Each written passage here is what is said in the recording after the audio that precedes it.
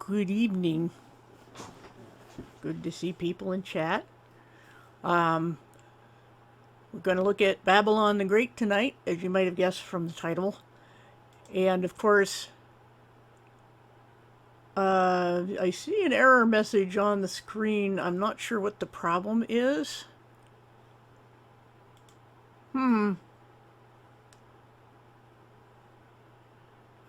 Are you guys seeing this? Let me know in the chat because mine is giving me some kind of error message, like it's not streaming. Is this streaming? Okay, but let me try to refresh my page. Because I'm getting weird error messages. All right, I think I just needed to refresh. That was just really strange. Can you see the images now? Hopefully. Okay, good.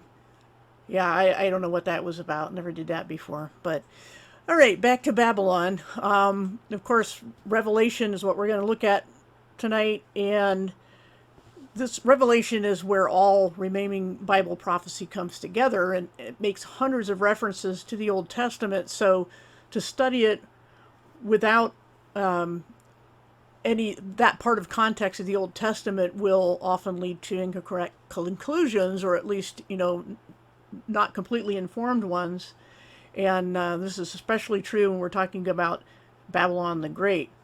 Let's see in the chat. I'm seeing no images. Okay, I'm not sure what the problem is. Is anyone else having a problem with the broadcast, with any part of it? It should be working now. We might try refreshing, Elaine, because, redo the page, because that's what I had to do. I don't know what's going on with Google tonight, but if there's no other problems, I'll just keep going. But, okay, good. So we're looking at Revelation, Babylon the Great, and we have to understand that we have to look at the Old Testament. And there's the first text. What we have up there is the first mention of Babylon the Great in Revelation, which is chapter 14. Starting in verse 8, it says, "A second messenger," that's what angelos means in Greek, messenger, "followed, saying, Fallen, fallen is Babylon the Great, that made all the nations drink of the wine of the fury," or wrath, "of its promiscuity." That's what the word means in Greek. And is Babylon the Great not Mystery Babylon? We'll get into that a little bit more soon. And so that's the first reference in Revelation to it. And I'm not really going to be able to look at the chat like I got all these windows open, so I'll look at it again later. But let me move this over just a bit. Well, no, it's just things don't want to fit. I wanted to try to keep the map on the page as well. The bottom red marker there on the map is the ancient site, the center of Babylon. It straddled the Euphrates River, and the Tigris is over to the right, to the east on that river. It's not very visible on that map, but that's just to give some idea of what we're talking about. So I've got up here now Dr. Constable's notes. I really cringe at him when he discusses women's passage, although he tries to be somewhat conciliatory, but on a lot of other things he's very good. So we're going to look at his commentary here. And on 14:8, starting on page 216 of his notes, the link for that is in the description.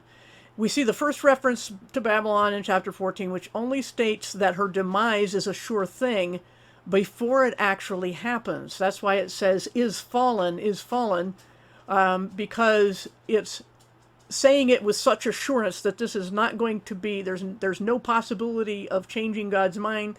This is a sure deal, and that's why it says is fallen before it actually happens. Though some say that Babylon was a code word for Rome in 1 Peter 5:13, that he says, that we're writing from Rome, or reading, greetings from Rome. They say that that he's actually using the word Babylon there, and people think it means Rome because there's no evidence that Peter was ever in Babylon. But as Constable points out, He gives a good case for it, meaning both a literal physical city and a representation of all false religion.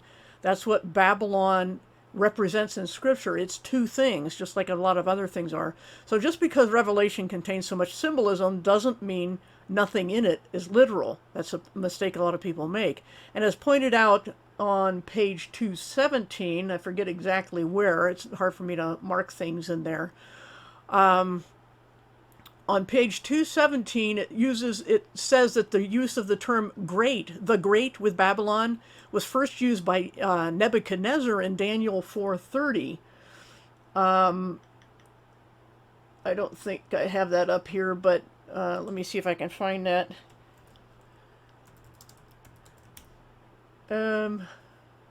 Whoops. It would help if I spelled it right.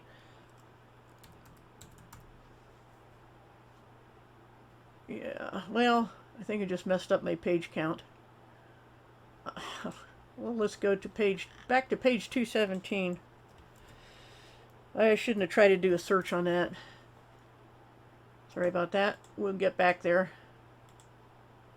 There we are. So somewhere on here it says the use of the great with Babylon was used first by Nebuchadnezzar, Daniel 4:30. It referenced the literal city in that context. So if you look at Daniel 4:30, that's what the great, Babylon the Great, was first used to describe as the actual literal city. This was the ancient original Babylon.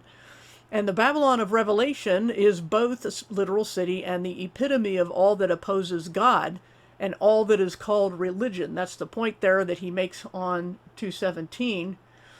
And that's all described there. You can read that later if you want. Now notice that this is all that is said about Babylon in chapter 14 of Revelation. Let's go back to there.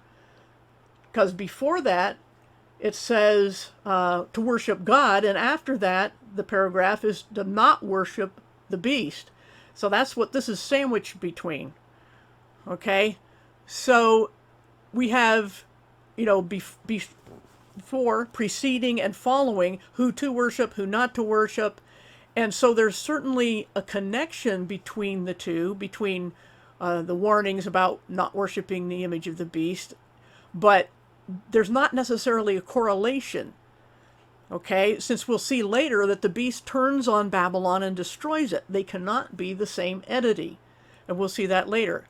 So let's go back to Constable's notes and go to page 243. So I'm just going to scroll because I don't want to mess it up like I did before. We have to go all the way down to 243. Let's skip. Look at the little map there. They tried to do a shadow on their text and it just looks horrible. But references in the notes there. But we're going to, he's giving backdrop here. Let me see if he's got any other charts here. But I do want to just get down. Oh, there's a chart on 231. About the seals, trumpets, and bowls. And I'm not going to get into all that because I do want to focus just on Babylon. And I have notes in my commentary that I don't have a reference for. I'm sure Chow could get it or something. But there's differences also in the proportions. 1/4 in the seals, 1/3 in the trumpets, and it's everything in the bowls. So people will say these overlap or they're describing the same thing, but I don't see how that's possible. Anyway, I don't want to focus on that right now. I've done plenty of things on the whole book of Revelation, but I want to get to 243, and we'll get there any minute now. Almost there. All right. What I wanted to look at there is after the seventh bowl, we go toward the bottom here for Revelation 16:19. And it talks about the splitting of that great city. Okay? Constable argues that though Babylon is remembered here, as you look in the text, that God remembered Babylon and paid her back, the city split into three is likely Jerusalem, and God's wrath is poured out on the Gentile nations because of what's happening to his chosen city. Why is that his chosen city? I've got references in the description to 1 Kings 11:32. And 2 Chronicles 12:13, where God explicitly states that Jerusalem is his city and Israel is his land, and other references. So the city being split, that's being judged, nonetheless, God does judge his people and his land because his people have defiled it, and they've been sent into exile before, and they're back in unbelief in stages, as I've mentioned before. So this is why they're there in unbelief. Yes, there are fake Jews there. There are people, there's a secular nation that has nothing to do with God right now. But that's as expected by prophecy. And the whole reason that Revelation is describing all these things and goes back to Daniel 9, 27, I think, is where it starts on the 70th week of Daniel's 70-week prophecy. It is to finish punishments and cleansing for Israel. So they need to be punished and cleansed, and that's why they're there in unbelief. There are some real Jews there. So the thing is that great city is probably Jerusalem, is the main point I wanted to make on that. And now we're going to get to the main chapters about Babylon, which are chapters 17 and 18. So I'm going to go back to the text here, and we're going to go to 17. And it says that one of the 7 angels or messengers who had the bowl, so this is after the bowl judgments have been described and poured out, then the angel is going to go back and do a review of what happened to Babylon the Great during those bowl judgments.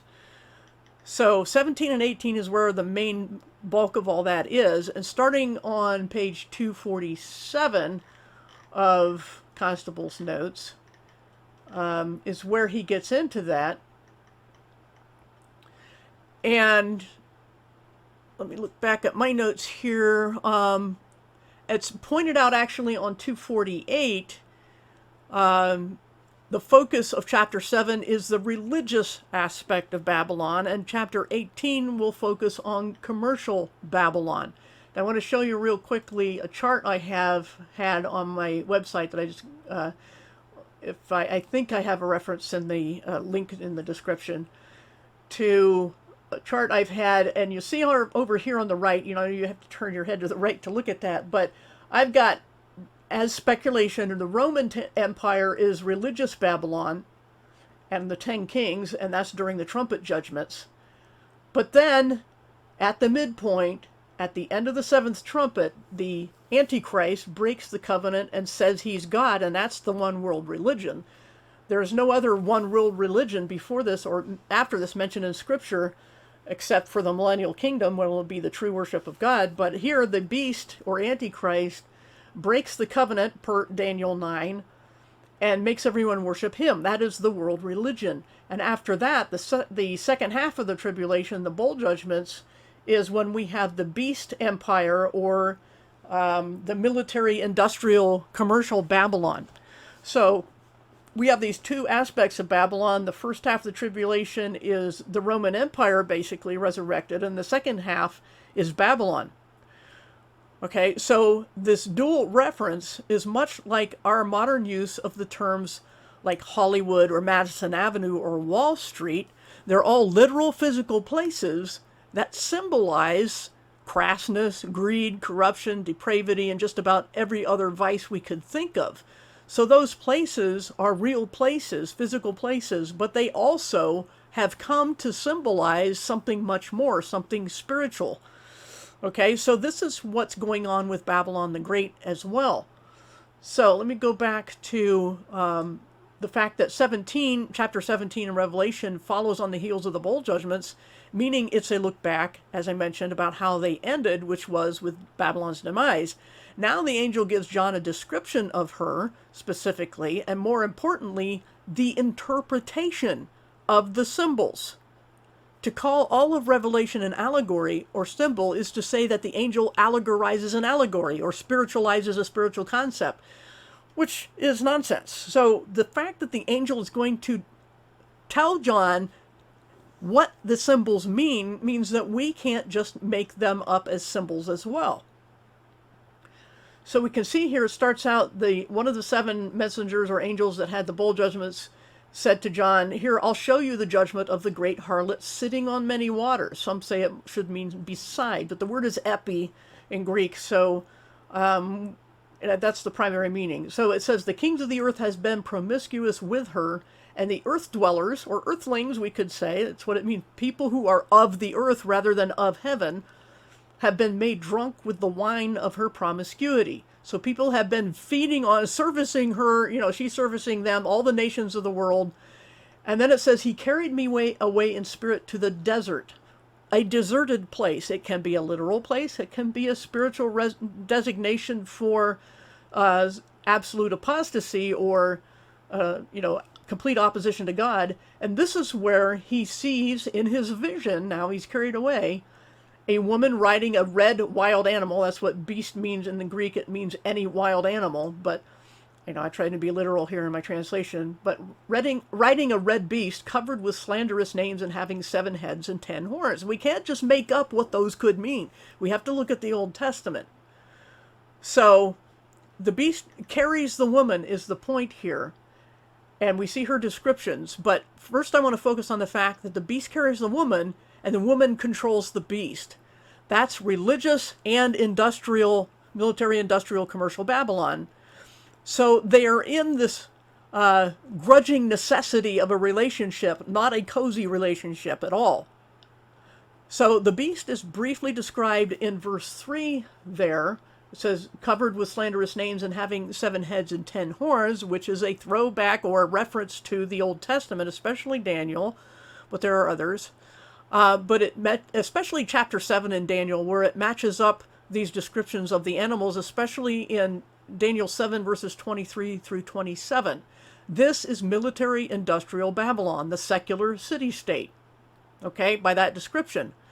Then in verse 4 begins the description of the woman, and I haven't had my headphones on, so if anybody got on the live stream just now, I haven't been able to hear you, but that's okay. You don't have to speak if you don't want to.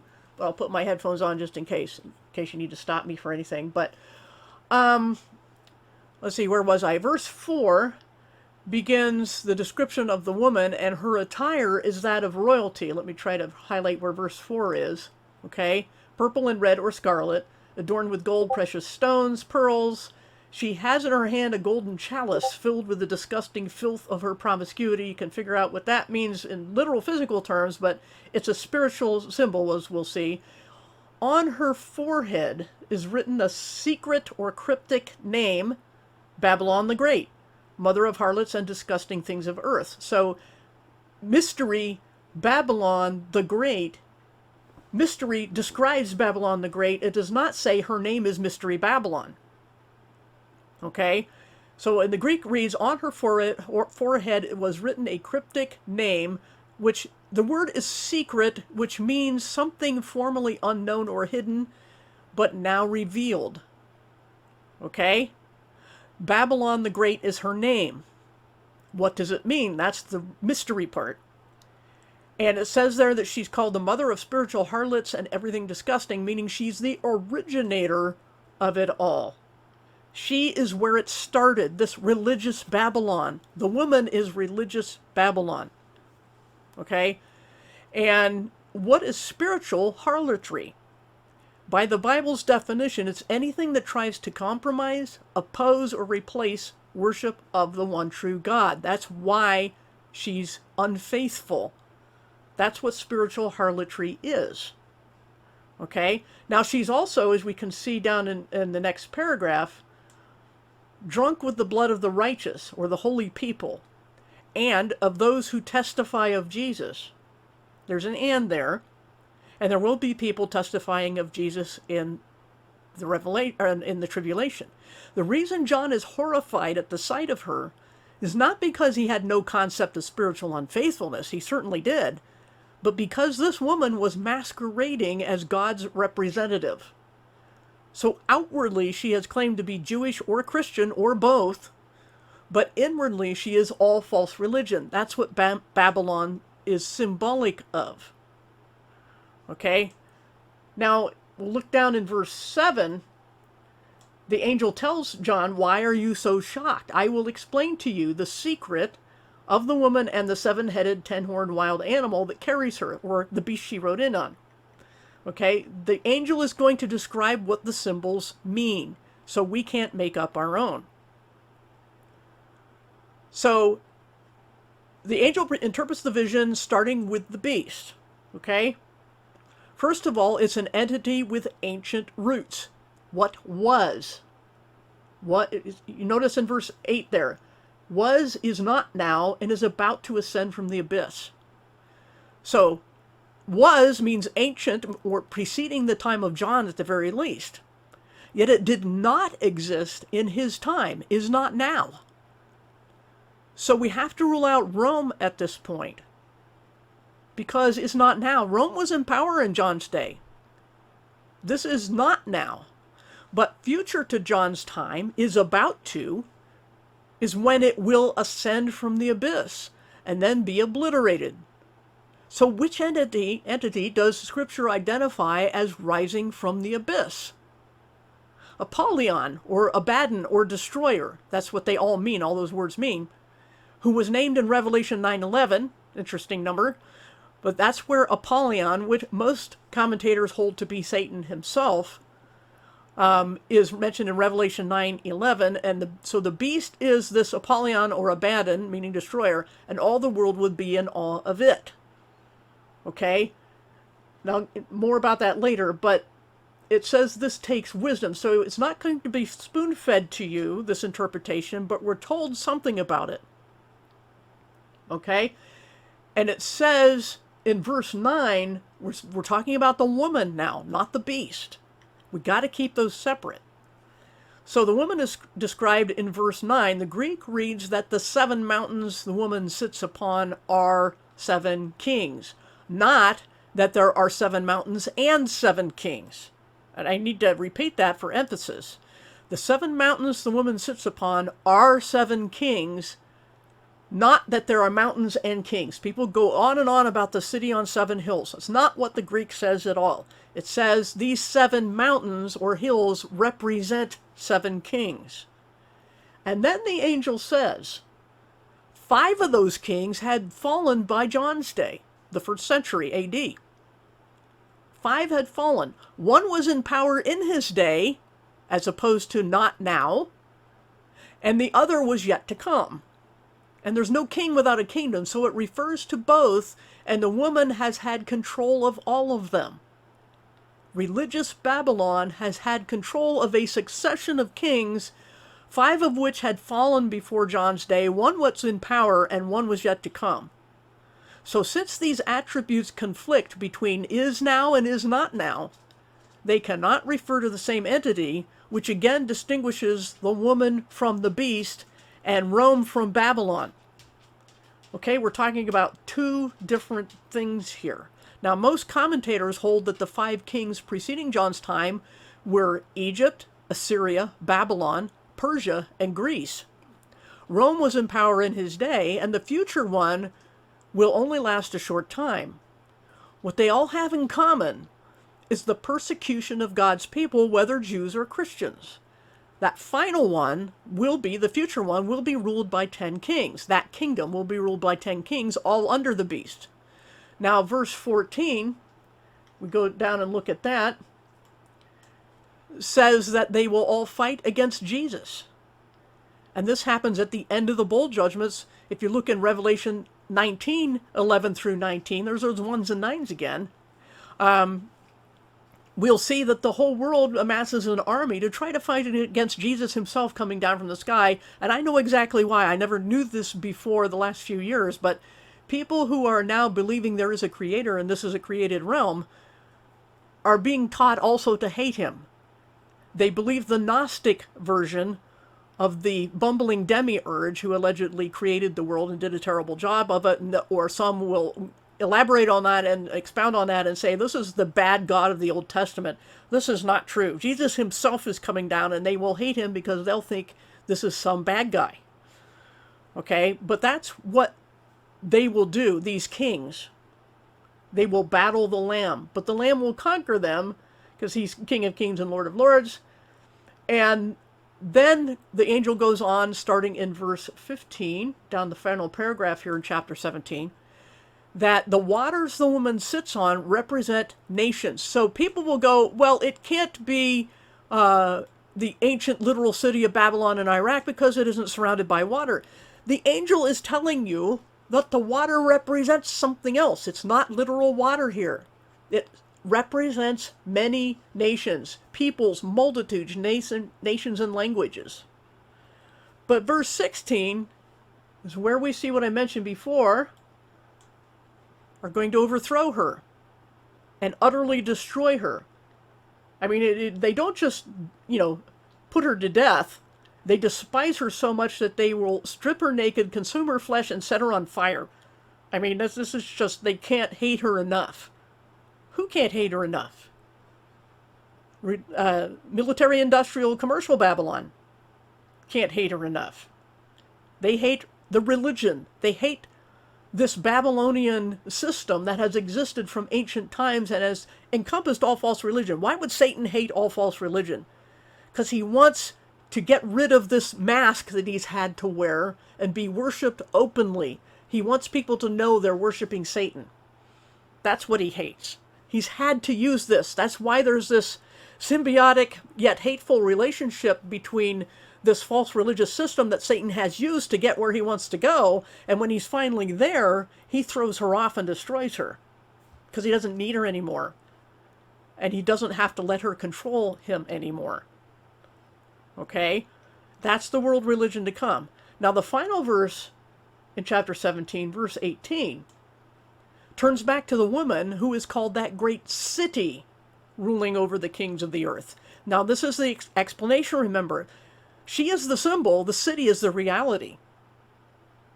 So we can't say it's a nation. We can say it's a city-state. But she can't be a country as we know it today. She's a city-state as ancient Babylon was.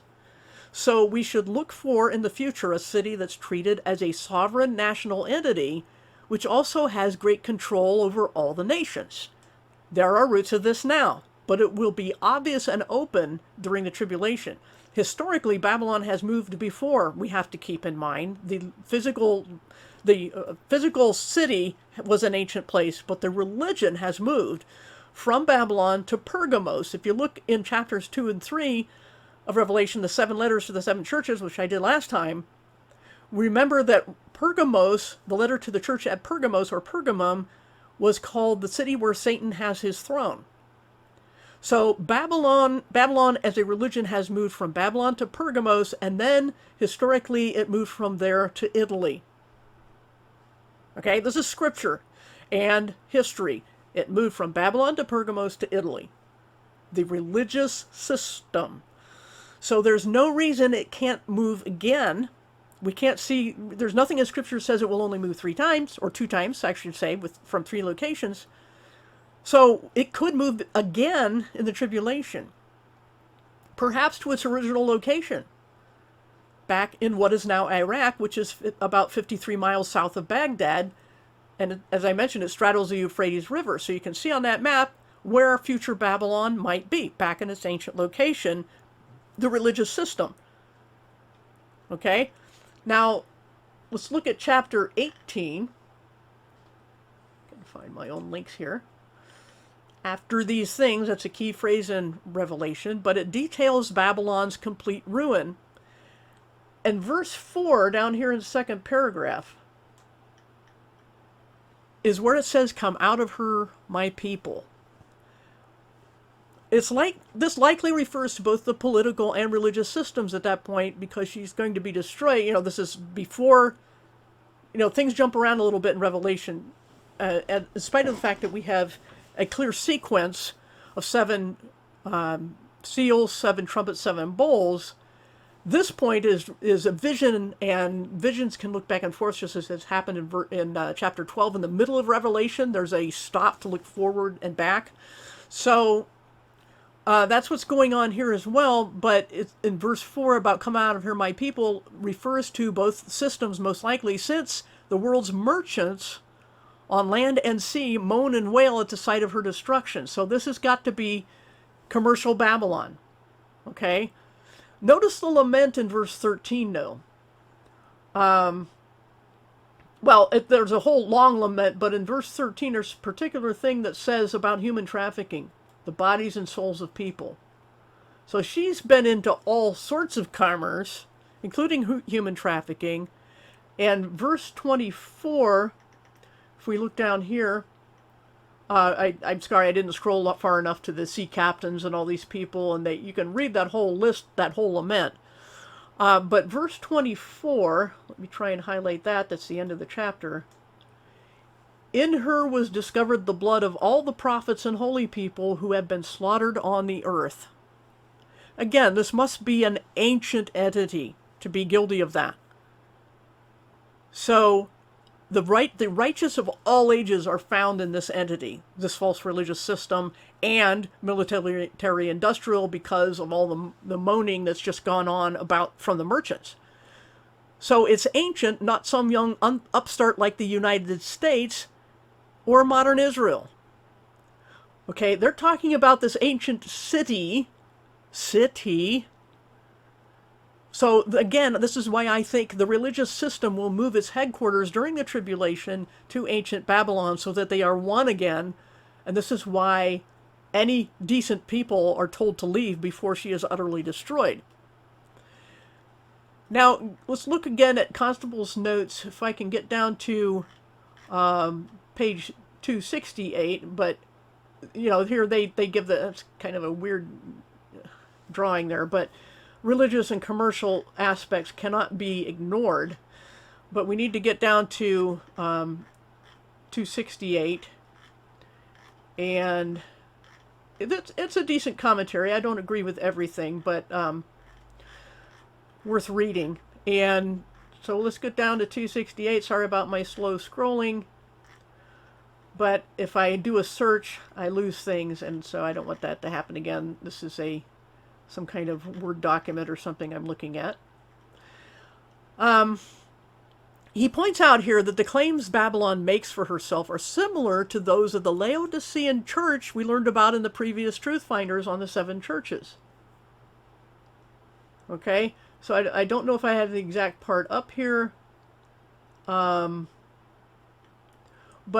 I know I saw it there somewhere. So anyway, the Laodicean church has very similar description. She is the tepid church, if you might remember, with an inflated self-image of wealth and importance. The last church of the 7 is kind of important. Some conclude from this that the church must go through the tribulation, at least half of it, but they can only do so by ignoring other scriptures to the contrary. So you have to have the balance of all the scriptures. If you look in chapter 3 at verse 20 in Revelation, that church had evicted Jesus, who stood outside of it and knocked on the door. So this is a fake pretender church. So the similarity doesn't require the true church to be in the tribulation. The one just before that is the Church of Philadelphia, which is told, because you have kept the word of my endurance, I will keep you out of, not through, but out of the time and place. The hour of trial, and the place is the whole inhabited world to test the inhabitants of the earth. That's what Philadelphia church, the 6th one, I think, is kept out of. The 7th church is a fake. So, that doesn't mean we go through the tribulation as a church. Now, there's a gazillion other reasons, but keep in mind that God uses one evil entity, the beast and his kingdom, to destroy another evil entity, religious Babylon. This is God's habit throughout the scriptures, and we know this happens at the midpoint of the tribulation, since that's when the beast demands the world's worship, according to Revelation 13:8 and several other passages, such as Daniel 9, where it says that that the beast demands everybody, breaks the 7-year treaty halfway through, and we know that where Revelation matches up is the same point where the beast demands worship. So it's after the trumpet judgments. But the point is that throughout the Old Testament, God will use, say, Babylon, the original Babylon, you remember the Babylonian captivity, to punish bad Israel. So again, we expect bad Israel in the land, which they are, which is why so many prophecy interpretations such as historicism or amillennialism were invented, because they believed after the 1st century that Israel would never return as a real physical nation in that spot on the earth. But there it is, as of 1948. God's doing, yes, I know the Rothschilds and the Balfour Declaration and all that, but God predicts things. He doesn't necessarily orchestrate in an overt way that this, hey, I'm God and I'm doing this. He'll work behind the scenes like he did, and I believe this is absolutely a fulfillment of prophecy, more specifically the dry bones prophecy of Isaiah or Ezekiel. Sometimes I get the two mixed up, but I've got prophecy charts on that and everything. But the point is that this dry bones prophecy is a return in stages. Right now, they're dead. The bones have not been given life. And I wouldn't expect that until either during or after the tribulation. So we already see the world's elite beginning to be exposed now for their extreme evil and depravity and corruption. We see this, the cracks showing in their facade. But don't make the mistake of thinking that the ones exposing it are necessarily more righteous. What did I just say about God using one evil entity to punish another? The powers that be will go down, but they will be replaced by the beast kingdom. So, and I warned about this years ago on the message boards. I said that even the most awake conspiracy theorists will be fooled into giving their allegiance to whoever topples the powers that be. That's what everybody wants right now. I called it 8 years ago. But these things take time and people forget. So the thing is that, just to summarize all this, Babylon is an ancient entity, both a people and a belief system, which will rise again during the tribulation, and this is what will topple the powers that be, but they will be worse. Only true followers of Jesus are an obstacle to both Babylon and the beast she rode in on. That's the point. This is why the powers that be hate the Bible and anybody who clings to it, us Bible thumpers or whatever people want to call us. This is the thing that the powers that be hate, but it's also the thing that the replacement will hate. So much that we will be overtly hunted and killed. Anybody, I don't believe the church will be here, but anyone who, after we leave, realizes that Jesus was the Messiah and is the one true God, that those people will be hunted and killed and martyred. And that's what we expect to happen. So I'm going to look at the chat now. I don't know what all I've missed, but if anyone is on the live stream, if you want to speak, that's fine. If you don't want to, that's fine. But I'm going to go look at the chat now. Let's see, lots of people here. Good to see all of you. Oh yeah, there's the error message stuff, so we haven't had a lot of comments, but just about a 37-minute presentation. Let's see. Everything's working. Oh, okay. Not seeing any problems. Okay. All right. Glad that was working the whole time. There's good old Chow's links with the 1-2 Constable's notes. And like I said, this is also, a lot of this stuff is linked in the description.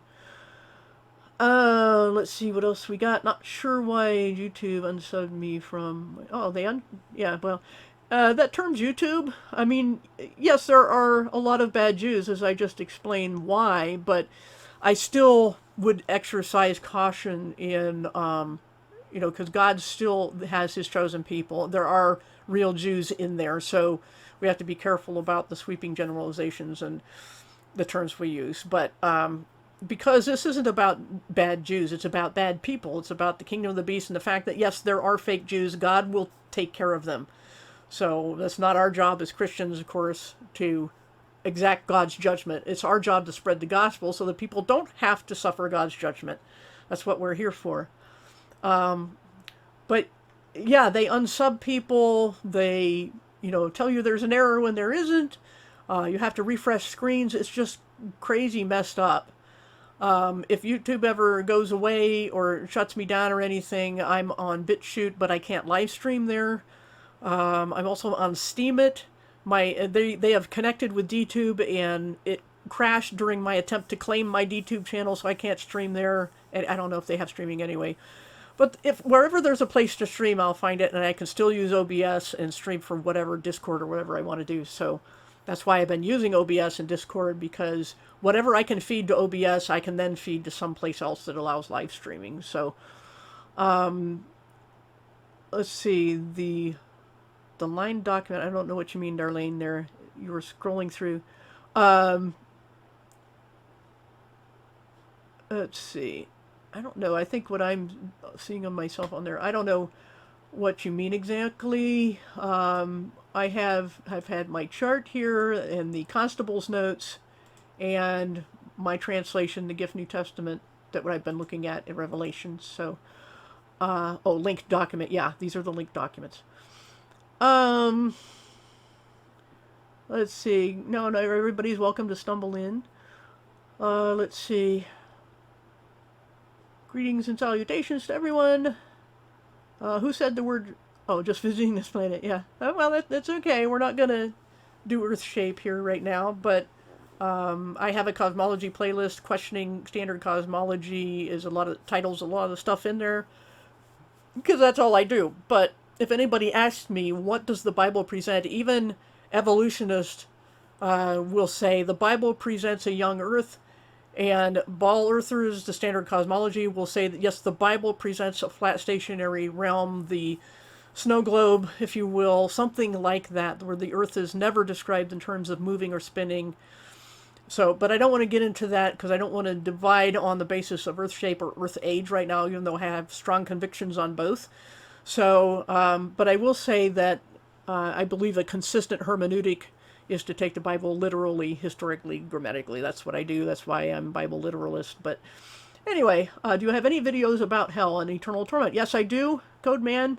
There's one in a few weeks ago. I'm sure Chow has the link already for eternal conscious torment. So look for that. If he doesn't have the link already, I haven't got very far in the chat yet. So yes, I do have one on that.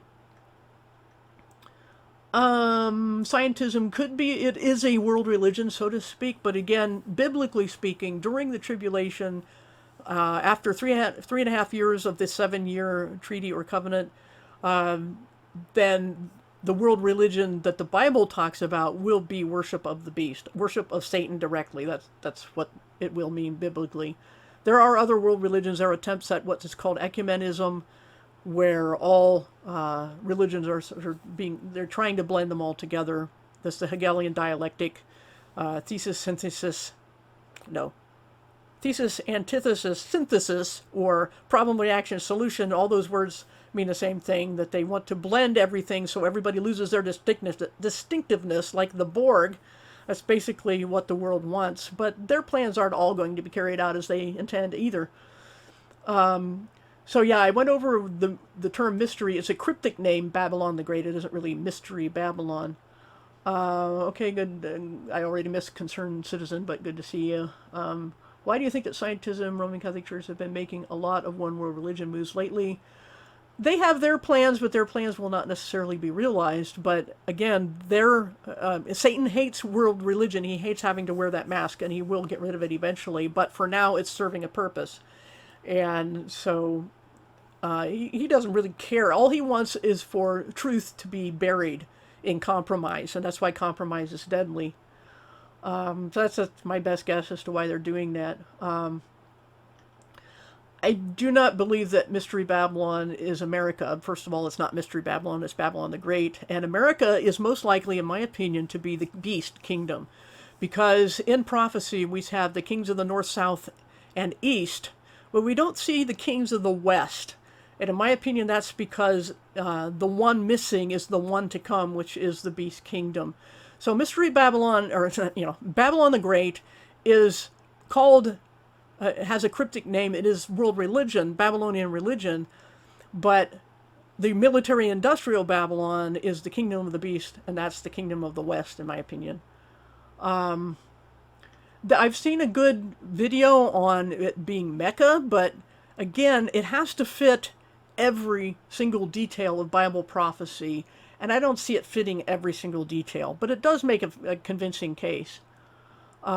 Yes, it was a vision. John was carried away in spirit, so it is a vision, but the angel explained it. That's the important point that I wanted to get across, that the angel said, there's this woman on the beast. Let me tell you what the beast means. Let me tell you what the woman means. The woman is world religion. The beast is the military-industrial entity, and halfway through the tribulation, the religious entity will be destroyed by the secular entity, and then you will have the kingdom of the beast, and the only, I say secular, but the world will be required to worship the beast. That will be the one world religion. Yes, the 7 mountains are 7 kings, as I mentioned. You might have missed that part. Let's see. Yes, Babylon religiously has endured, and certainly all the roots of world domination have been tried before. The world was judged before. There were many empires. So Satan keeps trying, but it will happen only when God says. Yeah, I'm really not concerned with Enoch and studying Revelation, but mostly looking from Revelation to the Old Testament, because that's what it brings all together, all the Old Testament prophecies. I wouldn't say necessarily that being born from above is coming out of her, because it's in a very specific context. We saw in Revelation here in the text that it is Babylon that people have to come out of. And yes, you get out of the world system by being born again, but that really isn't the primary meaning. That in Revelation it says, come out of Babylon, this system, and it's coming out during the tribulation. So there are people who come to faith during the tribulation who have to come out of this city-state and system before it's destroyed. Let's see. I never knew the space station to be scarlet colored. It's mostly white from what I could see. But I don't know. Anyway, the scarlet, the beast being scarlet has one symbol, and the woman being, clothed in royalty, in scarlet and purple. That symbolizes the royalty. She thinks she's the queen of the world. The queen of heaven is a name in the Old Testament of a false goddess as well. And you can trace, I've done that in my Babylon video from a few years ago. I did more of the history of Babylon, so you might want to look at that sometime. Let's see. I don't believe the ISS really fulfills Bible prophecy, personally. That's just my opinion. But, okay, let me see. Looking at the chat. I don't know what Armenian... I mean, I know there's... If you mean Armenian, but... I'm not sure what you mean there. Yeah, the horns represent the 10 kings. Okay, I disagree about Babylon being Saudi Arabia and Mecca. It's Sheba and Dedan are mentioned in Isaiah, or Ezekiel. No, Ezekiel 38:39, where they make up a mild protest about Gog and Magog, saying who are going to invade the land being Israel. And Sheba and Dedan, which is Saudi Arabia, just put up a mild protest. Are you really going to go there and take a plunder? So I don't believe that they are Mystery Babylon. And there is, again, it's not Mystery Babylon. It's a cryptic name, Babylon the Great. Just my opinion, but I think I backed it up with scripture. So, I mean, there are good arguments for other things. This is just my opinion. Because who else's opinion would you get coming here? Let's see. Yes, things are happening. Oh, thank you. Very kind comments. Flat Earth forums. Okay. Yeah, a huge fan. Awesome. Let's see. Good to see all you guys. A great red dragon. Here again, the dragon, we didn't go over that part of Revelation today. I've gone over it in other videos. The dragon is Satan. And there's even one verse in Revelation that says that ancient serpent, the dragon, or Satan, is all called the same. It's all describing the same entity as Satan. But I don't think, they will name their little rocket toys and so-called spaceships after Satan to pay homage to him, but I don't think they are fulfillments of Bible prophecy. I think the symbolism's backwards there. Yeah, I've been banned from channels too, usually the Hebrew Roots channels, the anti-pre-trib channels, the King James only channels. Not all of them, but those are channels I typically get banned from. Let's see. Yeah, Behold a Pale Horse. I never read his book, William Cooper's book, but the Pale Horse is simply the death that follows the other 3 horses, which are political conquest, hot war, economic disaster, and death and pestilence and all those things. So that's the four horsemen. But let's see. Also a networking channel. Okay. Maybe when the video renders tonight, Flat Earth Forums, you can post some links in the comments. That would be handy. Let's see. Bible refers to dragons. They must be real. Well, yeah. There were dragons. You can look in Job, I think chapter 38 and forward, that where it talks about Leviathan and Behemoth. I think Leviathan is more the dragon, a swamp-dwelling creature that breathes fire and has tight scales like armor. Clearly describing a dragon, and this is where we get, where cultures get the idea of fire-breathing dragons. They existed. They were real things. But Lucifer or Satan or, the serpent is also called the dragon. Yeah, let me go find that since we're asking. Let me find my search, because I know it's in the later chapters of Revelation, but I should be able to find it. We have in chapter 12, the dragon that goes after the woman and her child, but then Revelation 22, he sees the dragon, the ancient serpent, the false accuser, the adversary, and confined him for 1,000 years. That's Satan. False accuser is devil. Adversary is Satan. That's what those words mean. Serpent, dragon, Satan, devil is all the same entity. So there you go. Yep, Isaiah 46:10. That is, prophecy is the fingerprint of God on the Bible. It's what sets it apart. It comprises nearly a third of the Bible is prophecy. You won't find that in any other religious text. Nostradamus doesn't count because his quatrains are very cryptic and people make them mean whatever they want. People will say that about the Bible, but we do have history to look at, and we have both testaments. We have multiple fulfillments of prophecies, and so, but the point is that these are verifiable. This is why there's a book called Daniel in the Critic's Den, because they tried to insist that his accuracy was so good on the succession of four world empires in order, those being Babylon, Medo-Persia, Greece, and Rome, and details about the political intrigue that went on, that they decided Daniel must have been written after the fact, but it's pretty solid that it was written before, and that's why Bible prophecy stands apart. Let's see. Let me look back. This thing scrolls on me and skips, so I have to look back. Let's see. I think I missed a bunch of things. Let's see. Dragon.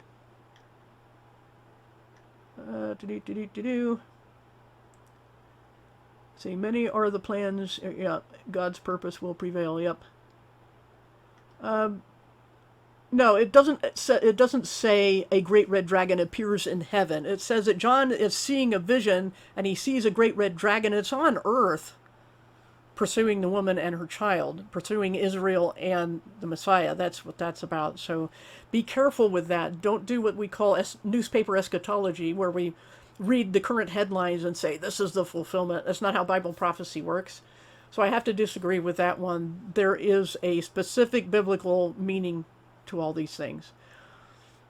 Okay, thanks, Chow, for that link to what Codeman was asking for. Let's see, good, he's on the links. That's really awesome. I don't know why you can't see those guys. They're certainly not blocked here. Switch. Maybe they think you have them blocked. I mean, they being YouTube think you have them blocked. It's crazy. All I can advise is people not to jump to conclusions because, YouTube is messing with people. So, let's see. Prison for the Fallen Angels. Yes, that's what Tartarus is. The Abyss may be Tartarus. Nobody can say for sure, but they're probably names for the same thing. Let's see. Excuses for wars. Yeah, that says human sacrifice as far as they're concerned. And they want to get rid of decent people who, there are a lot of conservatives and Christians especially tend to be patriotic, and so they're getting rid of them. I mean, and making them do it voluntarily. But oh, you got banned on Luke's channel? Well, I don't know. Maybe you can enlighten us later. Let's see. Looking more at the chat. Yeah, the Chinese do have the dragon as their symbol. But again, that just speaks more to the reality of dragons. And I should note that when Paul and the other apostles were on their missionary journeys, that they were warned in a dream not to go to China. So, I don't know. But they do have a role to play in the tribulation. They are the kings of the East, and they will come across a dried-up Euphrates River to attack. So, there's a lot of things going on. Let's see. Yes, the Four Horsemen. Why withhold yourself to win favor? Well, sometimes it's a matter of tact, and you're trying to reach people, and that's why sometimes you hold your tongue, but sometimes you can't hold it anymore. So I wouldn't look down on people who don't speak up all the time. There's usually reasons that they have. So just be gracious and err on the side of caution is all I would say. But there comes a time when we all have to shake the dust. I mean, I understand that too. Yeah, Revelation 12, I mentioned before. The woman there is clearly Israel, because if you look back into Joseph in Egypt, when he was imprisoned in Egypt, that his dream before that was of the sun, moon, and stars bowing to him. So she's clothed with the sun, moon, and stars. This is Israel. And that the dragon is Satan, wanting to destroy her, and then the child he wanted to destroy the child first of all, couldn't do that. The man-child, the rule with a rod of iron is clearly representing Jesus, but he couldn't get him, so now it switches, it's switching back and forth in time, and it goes then to Israel during the second half of the tribulation is told to run when they see the abomination, and that's when the dragon pursues her and fails at that too. So anyway.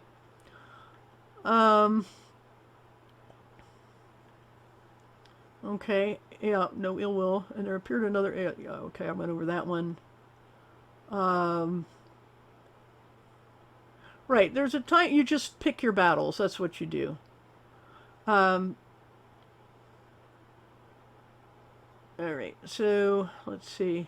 Good to see everybody here. I think I'm caught up with the chat. So if I'm not, let me know. And if there's anything I missed, it's hard to do. It's hard to catch up, especially when it keeps moving. But I'm glad everybody came. Let's see, we had as many as 23 at one point. That's not bad. Hey Nathan, good to see you too. I didn't shout out everybody. I'm sorry. I was reading my notes and trying to keep a train of thought, and that's hard enough to do that without trying to look at the chat. But, yeah, we all choose when to bite our tongue and when to speak and how to speak. I think we should always speak with grace and restraint, but there's a time to hold your tongue and a time to speak out. And I think, we all have to choose when that is sometimes. Any other questions about Babylon the Great? I don't know if I did it justice. Like I said, I've done other videos on the whole history of what Babylon was and is and will be. But the point here today was that Babylon is a very important entity which has two aspects, and the religious and political. And we're seeing both right now, but eventually only the political would be left. So you had asked about the meaning of the number of the beast name or the man of perdition. Yeah, it says it takes, a mind of wisdom. It is the number of a man. And some will insist that it is 616 by some documents, but I'm not convinced by the arguments. I think it is 666. And people speculate because that one isn't explained for us. Okay, it may be one of those things that are only really understood at the time, but it's the meaning of a name, the number of a name. So it is the beast name and number. So the mark of the beast, as far as that goes, is a pledge of loyalty to the beast. It must be taken knowingly, because that's what the beast demands, is knowing worship of Satan himself. So I think that it refers to whatever 666 means, the people will know it at the time. They're taking a pledge of loyalty to Satan. And the mark, in my opinion, it's the beast name or the beast number. It isn't necessarily always the number. It's the name or the number that represents it. One of those.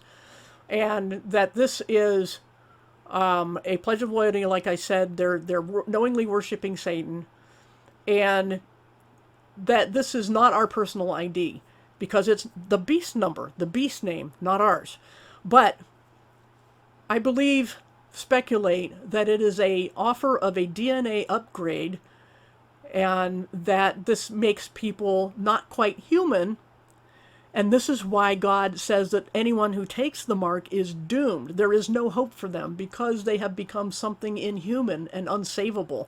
And this is also why I believe one of the bowl judgments is that terrible sores break out on the skin of people who took the mark. In my opinion, that is telling me that there's something that happened to them that the body is rejecting. So they're given a DNA upgrade and the body rejects it. That's my opinion and speculation, but there's something to go on in the scriptures with that. So as far as what 666 means, it's the meaning of a name. So the name of the beast will be known. It will be known that this is satanic, and this mark of the beast is that. It's not just anything that people have and tattooed on their skin. And again, the Greek word is etched, like a tattoo. That's what the mark of the beast is. It's an etching. It's not necessarily an injection, like a chip, but it probably serves the same function. You can put circuits into your skin with a tattoo. You can do that now. So I have no doubt that the mark of the beast will involve some sort of DNA tattoo that is used to do something to your DNA. And whatever this is, the body rejects, and it makes you something not quite human, which is doomed, spiritually doomed at that point. So let me look back in the chat again. They, not it. Reverse to the seal. Okay, I'm not sure what you mean there. I missed something there. Rapture ready. Let's see. Google Job 38:14. Look at images. Okay. Oh, for Leviathan or something, probably. Yeah, a king and a kingdom, an emperor and an empire. There, where there's one, there's the other. So in Daniel 9, well, it depends on which chapter you're thinking of. There's other chapters where there's beasts, but there's a bunch of different beasts in Revelation. They represent a succession of empires and emperors. So, yeah. Let's see. Have you seen the tree that is robotic that goes on top right hand or on YouTube? No, I don't know what you mean. Oh, a tattoo of sorts, okay. I wouldn't doubt it. People are conditioned to all sorts of symbolic things, and tattoos are something that isn't new at all, but this one will be a DNA tattoo. I do not believe that Elon Musk is the son of perdition. He doesn't fit the biblical description. No, he doesn't make fire. That's a rocket coming down is not fire from heaven, because rockets coming down don't amaze people. People are amazed and astounded when the beast brings down fire from heaven. They're in awe of it, which they're not in awe of Elon Musk. He's a disgrace now. He's being outed as a sham, as a scam artist. So he's not enthralling the world. He's just not. Let's see. Yeah, the N, that's why I say it's an etching in Greek. Etched into the skin. Like one might etch in writing on stone or a tablet of clay or something. That's what it means in Greek. So a tattoo fits the bill. Yes, they do have the technology. There's already nanotech in the chemtrails. Yes, there is. Yeah, rockets aren't amazing at all to anyone. They might have been, in John's day, the Apostle John in the first century, but he's, the Apostle John is describing what he sees. Okay, but here again, it's got to make the people of the day, of the future, the tribulation to be in awe, and that is rockets just start doing that. UFOs, yeah, I believe that. And I'm going to take these headphones off for a bit because nobody's in there and they do hurt my ears after a while. But I believe that so-called space aliens are demons, and demons are the hybrid offspring of the fallen angels and humans, in my opinion. So that's what they are, and yeah, they will do signs and wonders. Yeah, rockets are a phallic symbol. Many believes, just as any obelisk is. But they entertain people. They keep people believing in space travel and that, that there are aliens out there who are kindly visitors, or that seeded this planet with life and so forth. So, yeah, I'm the closer we get to this, the more I am convinced that the powers that be are being toppled as we watch right now, but the entity toppling will turn out to be, whether it is right now or not, will turn out to be the kingdom of the beast. It will fill the vacuum. Because people will be looking for someone to start over and lead them. People always look for a leader. So, kindly aliens, yeah. Didn't people learn anything from the series V back in the day? How many decades ago was that? The visitors. Let's see. I'm sure AI will be involved. The talking statue may or may not be AI, but it could be spiritually done. Because there are demon-possessed physical objects that do things, and people hear voices come out of things, and so anyway, Billy Sunday. I haven't seen you in ages. Good to see you. Not that anybody else isn't important, but that's a name I haven't seen in a long time. Sorry you just came after I finished my presentation on Babylon the Great, but we're just chit-chatting now. Yeah, that was I watched that. That was pretty cool back in the day. With their latex makeup and all. It was still pretty cool. Yeah, the thing, it isn't just Musk. It's like Bill Gates and all these people who are committing genocide one way or another. Usually they do it in places like Africa where people don't pay as much attention. The Western world doesn't pay attention anyway. That's their experimental grounds, in my opinion. Really some really evil people. But yeah, maybe they'll all be toppled, but they will be replaced by even more evil people. Let's see. Yeah, I was a programmer, so they were just starting to talk about artificial intelligence back when I was in college, and at first, I didn't even get the point of it then. It was, okay, we're just making programs, but we're still writing programs with uncertain outcomes of the decision-making process. How is that artificial intelligence? That would have to be originating thoughts. Now, there are some AIs that have done things that were unexpected, but I think that's more a limitation of our own understanding of our own code than because we're limited in our guessing of what all the consequences can be of code. That's why programmers tear their hair out every day trying to figure out what went wrong with their code. I think it's more a matter of that than actual intelligence, but, who knows? That's what we know about. Let's see what else we got here in the chat. Yeah, I think so too. I think it's being passed off as something is not now, but we can only go by what we see.